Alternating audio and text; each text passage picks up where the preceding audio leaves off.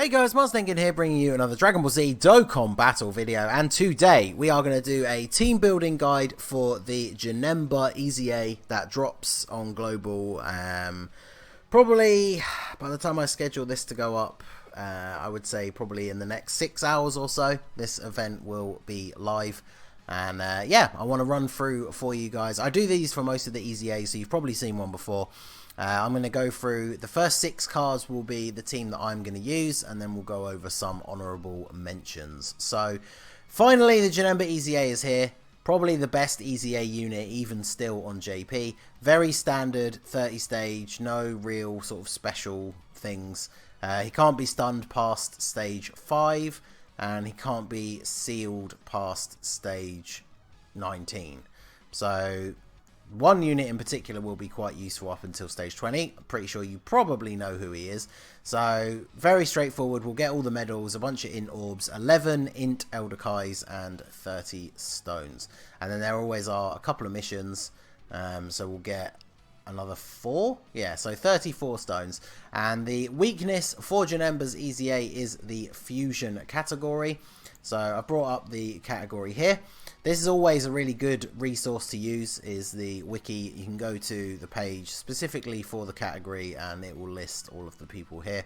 So obviously there are 3 different summonable leaders at the moment, and the way they're listed here is pretty much in order of how good they are for this EZA. You want to be using LR Gojira if you have him, AGL Gojira next, and then Super Saiyan 4 Gojira last, mainly just because of the type disadvantage. And then of course these guys have really weak leader skills, but if you don't have anyone else, in fact, now that I think about it, I'm pretty sure the fully EZA'd STR Gojira probably has a better leader skill than them anyway. So if you don't have the actual summonable leader, you're probably going to be using him. And then obviously we don't have this Gogeta. So let's start with the very first unit, who is of course the LR Gojira, or Super Saiyan Angel Goku and Super Saiyan Angel Vegeta. Always just call them LR Gogeta and Vegeta because it's quicker. I don't think we really need to go over this unit very much at all. At this point, you probably all know exactly what he does. He's very, very good pretty much in any event. And of course, here he is going to have type advantage. So I don't really need to say anything about him at all, I feel. So the next choice is the second best leader, which is the Gojira, who can go Super Saiyan Blue. Obviously for the first few stages you're probably going to clear it easily enough and not see the transformation, because he doesn't transform until turn 5. But once you start getting towards stage 30, and if like me you like to go as far as you can in the EZAs, you will probably start seeing that a little bit more. The reason why he works out so well is obviously he doesn't have the type advantage. So he will still take fairly reasonable damage once you get to the higher stages, but he does have the built-in chance to dodge, which is 25%, and then of course his super attack is, well, all of his attacks, in fact, it's not just his super, because it's part of his passive, are effective against all types. So the fact that he doesn't have type advantage normally is completely mitigated by his passive, so he's still going to be able to deal decent amounts of damage, and he will occasionally get off the odd dodge, so hopefully he won't take too much. Once you start getting to past stage 30, he will definitely start taking a lot of damage. But of course, with most Gogeta units, he has prepared for battle and over in a flash, and of course fused fire, so key links are very abundant on this team, and you shouldn't have much trouble super attacking with anyone. So then we go on to my number 3 pick, which is the STR Gojira. Now on JP, they got Janemba's EZA before Gojira, so I would imagine most players on JP, if they did want to bring Gojira for some extra damage, would have been using the int one.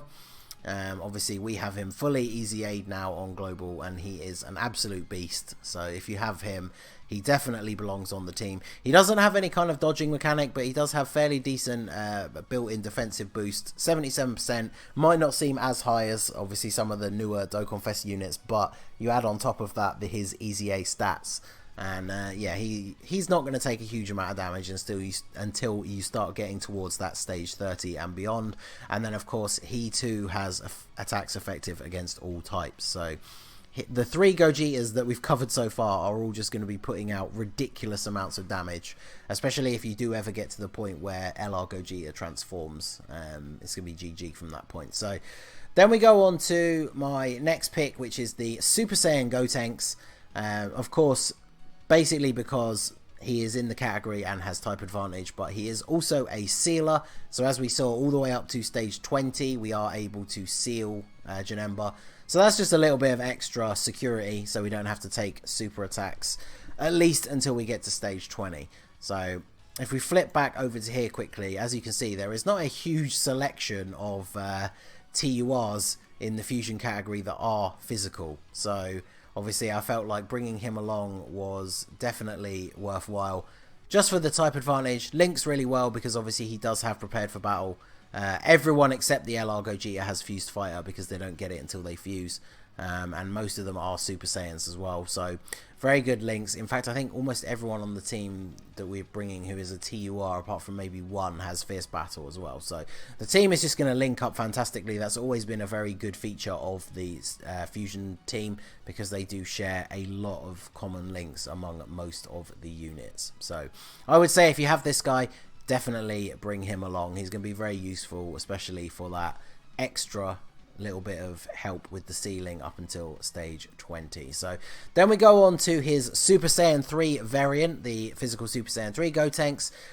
He's kind of a glass cannon unit. He doesn't have very good defense, but obviously on this event he does have type advantage and the category advantage, so he won't start taking huge amounts of damage until you start getting closer to stage 30 and beyond.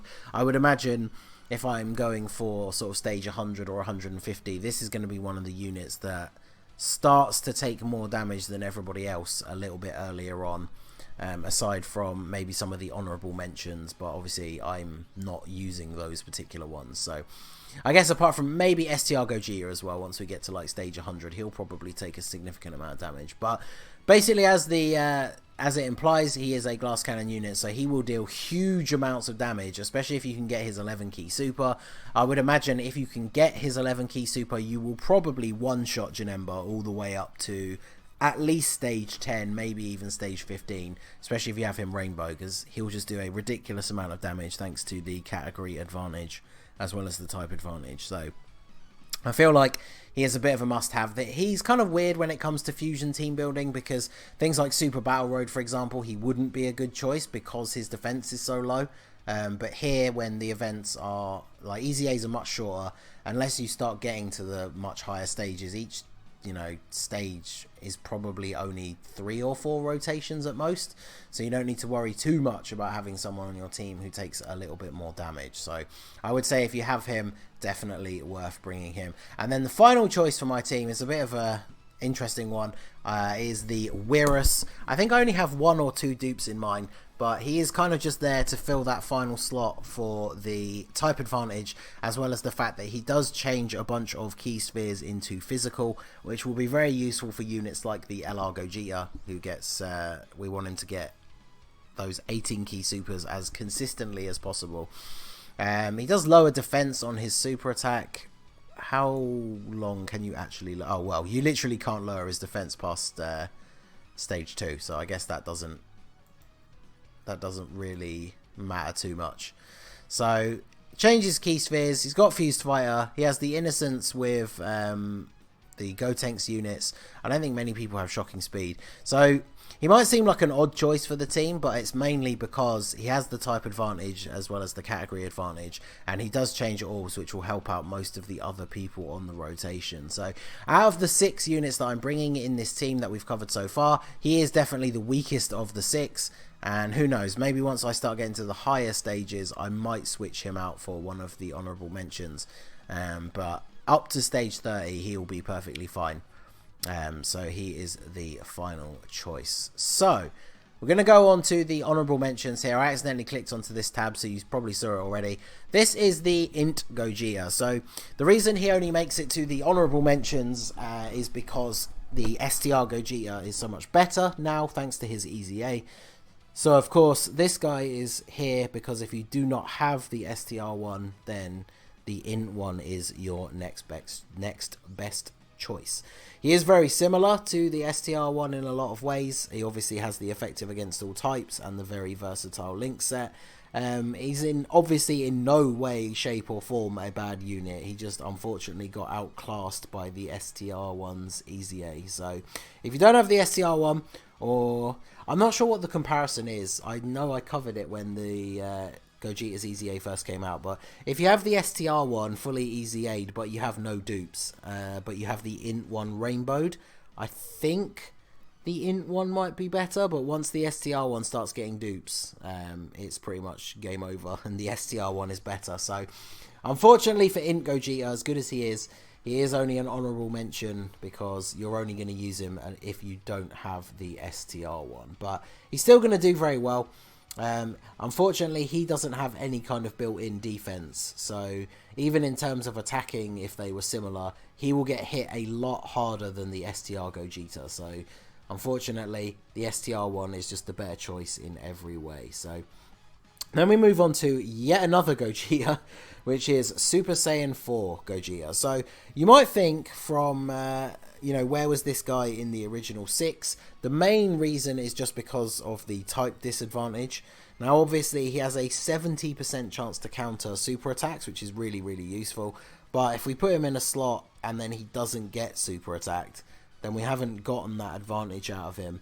And he will take quite a bit of damage from normal attacks because of the type disadvantage, especially once you get to those higher stages, which is what I'm always trying to think about when I do these team builds. I know most people get to 30 and then just stop, but I like to try and give you guys advice to build the best team possible, which will then, of course, allow you to get that little bit further if you want to. I see people posting about it fairly regularly, but a good way to get a lot of Zenny, if that's something you need, is to do these extra stages on the EZA. So he's going to be very good. Now, a couple of things to be careful of is he is one of those units, he has to super attack first before he starts taking hits, because that's how he gets his defense boost. Especially against Janemba, where he has type disadvantage. If he has to take hits before he gets to attack, like if you put him in the first slot, or I was going to say, or if you can't super, but there's no way he won't super on this team. But if he has to take hits before he super attacks, he will take a lot of damage, again, especially in those later stages. But he definitely could pull off some clutch super attack counters for you, which would be very good as well. So he definitely is not a bad choice for the team. I just feel like the type disadvantage is a bit much of a risk for going for those higher stages, which is why I didn't include him in my original 6. Maybe I'll try him out once we get to them higher stages to see how well he can handle it. And of course I will be, for the shameless plug, I will be streaming the EZA when it drops tomorrow. So make sure to tune in and check that out. So then we move on to this Gotenks, the STR base form Gotenks. So again, he's a unit that he doesn't give himself a defensive boost, so he's definitely going to be one of the units on your team if you do bring him that takes the most damage. And then his passive skill is completely reliant on him being in the first slot. I mean, maybe not completely. He gets 77% attack, which isn't terrible, but you want him to get the full 100%, which means you need to put him in the first slot. And like I said, his defense is not amazing, so you'll have to sort of play it by ear, see how much damage he takes, and if he is taking a bit too much damage, either switch him out or just you'll have to not put him in that first slot. But he does also raise allies' attack by 20% for the rest of the turn after he supers, so that's another good reason for putting him in the first slot. And of course, apart from Super Saiyan, he has the very good Link package. Although actually, looking at him now, I didn't even realise he has Shocking Speed instead of Prepared for Battle. So maybe he isn't the perfect fit for the team, but he is a very strong unit if you have him. I tried to leave off some of the units like the AGL Super Saiyan Gotenks, who just really aren't very good.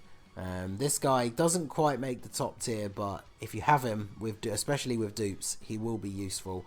And he will be able to deal some decent damage. And so then the final honourable mention, very strange one for some people I'm sure, is Selza. Now, he came when the Heroes banner came back for the second time. And I think I've only ever pulled one dupe for him. But he's a bit of a weird fit on the team because of the links. Now, he does have Fuse Fighter and he does have Shocking Speed, depending on who you choose to bring. The rest of his links you're not really going to trigger because there aren't really any other extreme units. But he does give himself attack and defense 70%. So already we covered a couple of units that don't get a defensive boost. So that's pretty nice. Then he has a high chance of getting an extra 30% attack, which is 50%. And then he also has a high chance of recovering 10% HP at the start of the turn, which is another 50%. So that's why pretty much that there is why I included him. Because when it comes to the harder stages, and especially when you go past stage 30, any unit that can give you free healing is really useful in EZA events, because you obviously can't use items. So the fact that he has a chance to give you 10% HP back is very nice.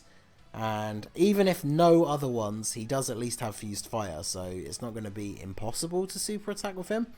He does supreme damage, so I mean that's just is what it is, fairly standard at this point. So he definitely could be an interesting choice, especially if you're someone who has pulled quite a few copies of him and has orbs to spare.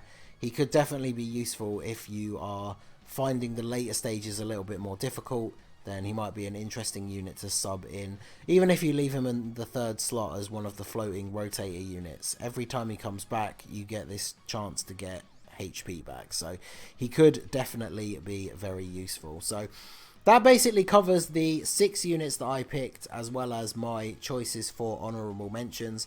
There's a couple of other units, like the Pandel is just a support unit who gives attack support. But on her own, she's not really going to do a lot, and she's probably going to get hit really hard. So if you have her and you need to fill a final slot, she's not the worst choice, but she's definitely not that great.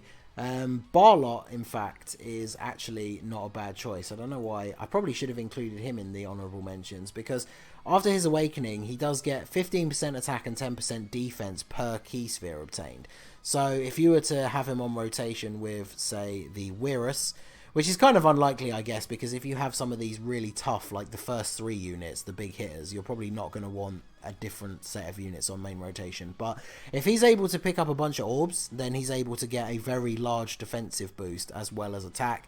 And he greatly raises his attack when he does his super. So if you're able, say you're able to pick up like 10 orbs or more, that's 150% attack and 100% defense. Now, obviously, 10 orbs is not a very common occurrence. But like I said, you could try him out on a rotation with Rarest, and he would actually be pretty good. So I should have included him in the honorable mentions. He's very decent. Nobody else here. I think this Gojira probably would be good, but we don't have him yet. Obviously, we don't want to be bringing any of these guys. Even the EZA Gotenks, as good as he is now, the type disadvantage is probably not the best. And his defense isn't that great unless you get his 11 key or below super attacks. And then the AGL Gotenks, I didn't actually bring his page up before I set this up, but I'm pretty sure, yeah, so he gets no defensive boost, which is why he wasn't included. I mean, if you have to fill the last slot and you don't have anyone else, then I guess he's not the worst. He could hit reasonably hard if you pick up a ton of orbs, but he's definitely not that good. And then once we drop down into this section, we're looking at units that are not really going to do very well. Units like the Janemba and the Coolies are not going to be very good. The Gotenks and Ghost and the Base Form Gotenks, they are only sort of filler fusion unit leaders that were from the free-to-play events. If you don't have STR Gojira or any of the summonable leaders, then I guess you'd have to use one of them for their leader skill. But other than that, you're not going to use them. And then, yeah, anyone else below this, like the strike units, Chow Man.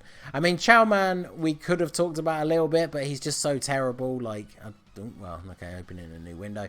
So he is a physical fusions unit, but he's got no defense.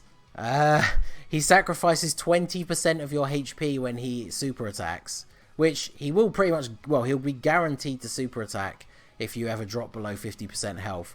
But that seems like a terrible idea, because then you lose another 20% HP. So there's a very good reason why we did not talk about Chow Man. And then I don't think Global ever got this Tiancha or the Ting Gotenks, so you're not going to be using any of those units. But there you go. So those are my picks and some honourable mentions for smashing out the Janemba EZA. Make sure you keep an eye on the channel and over on my Twitch as well. I will be streaming the EZA, so hopefully I will see you there. You will see this team in action and we should dominate. So let me know down below in the comments, what team are you going to use? Are you going to be using the same team as me? Are you going to make any changes? Are there any of the units that I mentioned that you think I didn't quite give enough justice? Are you going to be using any of them? Let me know all of that in the comments down below. So that is going to be it for the video, guys. This has been the Master Ningen. Smash that like button, subscribe to the channel if you are new. You can follow me on Twitch or join my Discord. The link is in the description below. And I will see you all again soon. Have a good one.